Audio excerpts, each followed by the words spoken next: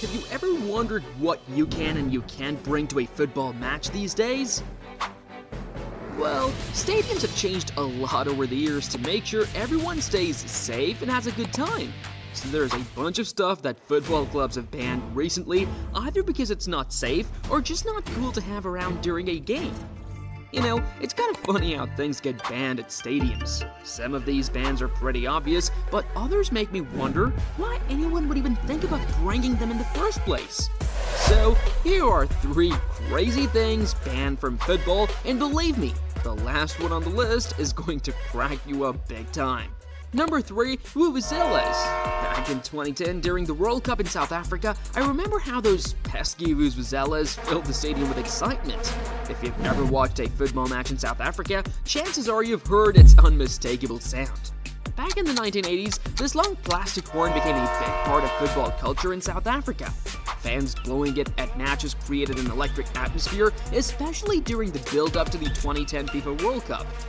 Now, being at the first ever World Cup hosted in Africa, it was a big deal, but the Vuvuzela received mixed reviews. Some people loved the buzz it brought to the stadium, while others criticized it for being too noisy and even potentially spreading diseases like the flu or tuberculosis. There were even talks of banning it from matches, but not everyone was on board with that idea. Despite the controversy, the Vuvuzela added a unique flavor to football matches in South Africa.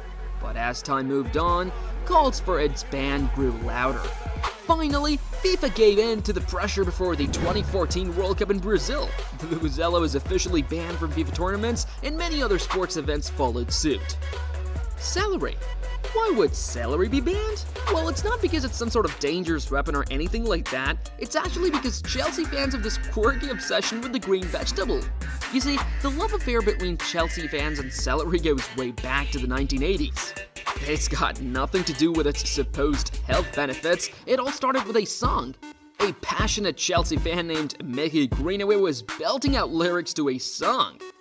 And the song doesn't go in the best way involving celery.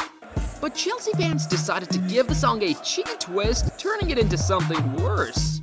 Yep, you heard that right. The pronunciation might be the same, but the spelling is different. If you know, you know.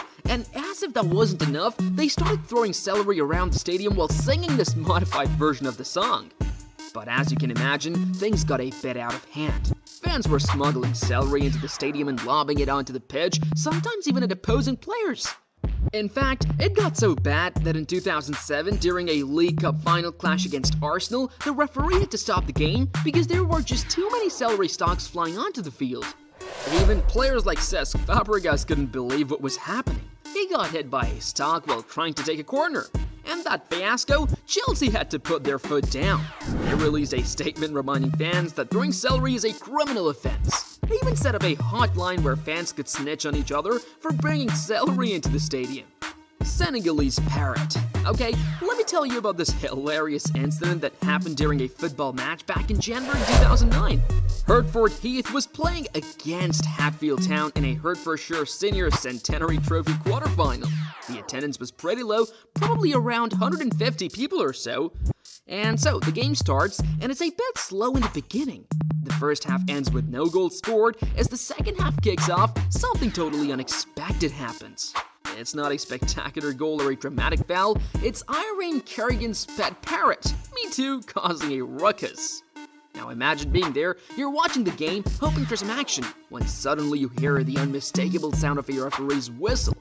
But wait a minute, the referee didn't blow the whistle. It turns out, Me Too, the Senegal parrot, has learned to mimic the referee's whistle. This little parrot sitting in its cage mimicking the referee like it's no big deal. Even the referee himself was taken aback.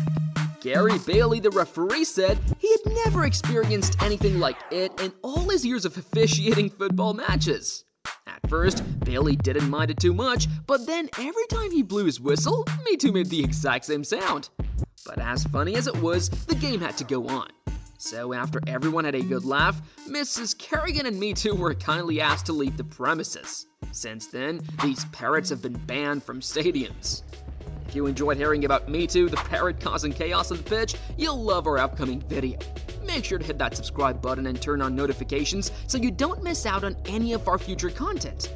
And if you have any other wild football stories to share, leave them in the comments below. Until next time, keep kicking goals and having a ball.